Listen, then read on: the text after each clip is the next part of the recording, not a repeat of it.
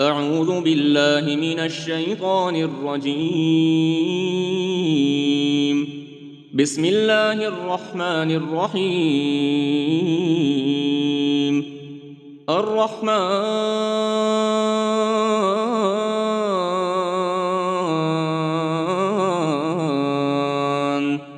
علم القرآن خلق الإنسان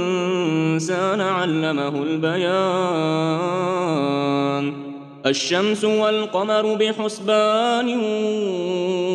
والنجم والشجر يسجدان والسماء رفعها ووضع الميزان ألا تطغوا في الميزان وأقيموا الوزن بالقسط ولا تخسروا الميزان والأرض وضعها للأنام فيها فاكهة والنخل ذات الأكمام والحب ذو العصف والريحان فبأي آلاء ربكما تكذبان خلق الإنسان من صلصال كالفخار وخلق الجان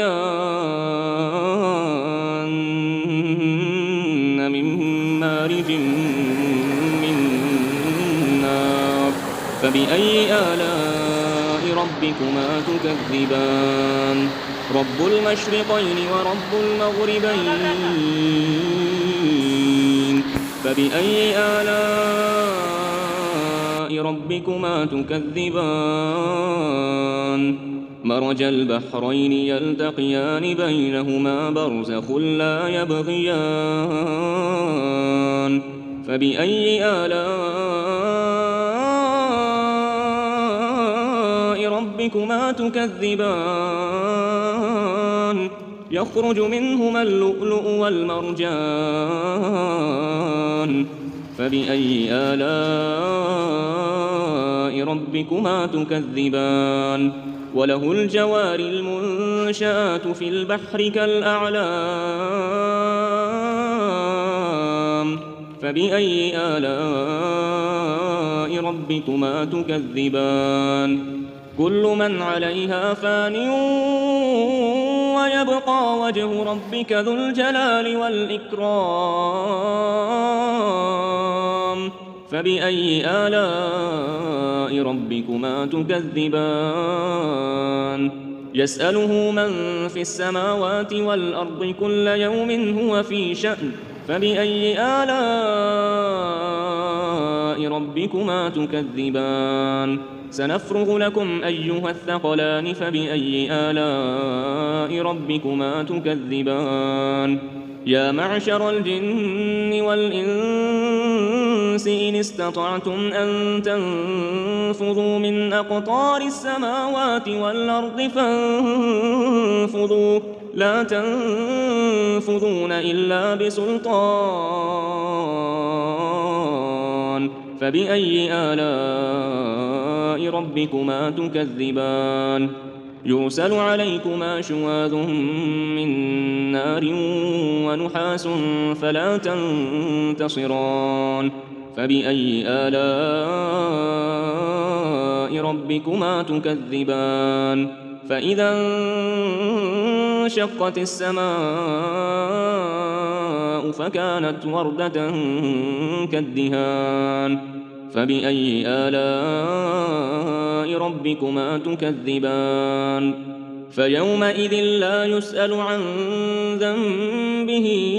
إنس ولا جان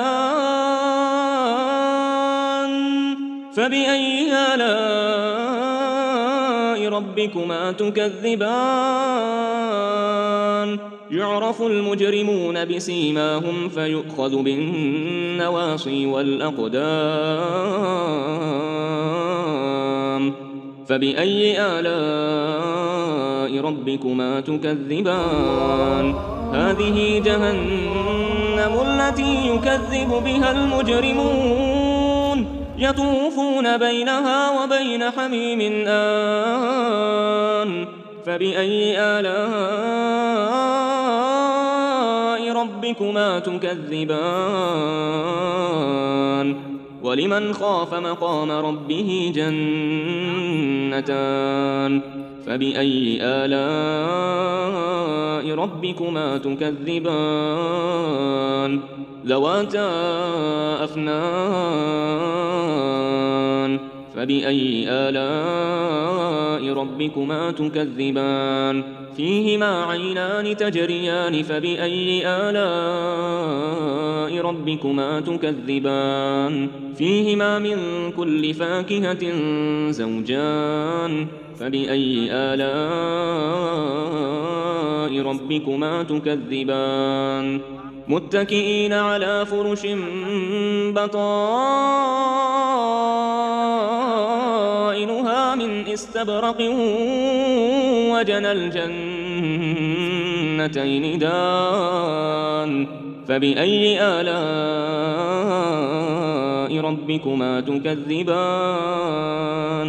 فيهن قاصرات الطرف لم يطمثهن إنس قبلهم ولا جان فبأي آلاء ربكما تكذبان كأنهن الياقوت والمرجان فبأي آلاء ربكما تكذبان هل جزاء الإحسان إلا الإحسان فبأي آلاء ربكما تكذبان ومن دونهما جنتان فبأي آلاء ربكما تكذبان مدهامتان فبأي آلاء ربكما تكذبان فيهما عينان نضاختان فبأي آلاء ربكما تكذبان فيهما فاكهة ونخل ورمان فبأي آلاء ربكما تكذبان فيهن خيرات حسان فبأي آلاء ربكما تكذبان حور مقصورات في الخيام فبأي آلاء ربكما تكذبان لم يطمثهن إنس قبلهم ولا جان فبأي آلاء ربكما تكذبان متكئين على رفرف خضر وعبقري حسان فبأي آلاء ربكما تكذبان تبارك اسم ربك ذي الجلال والإكرام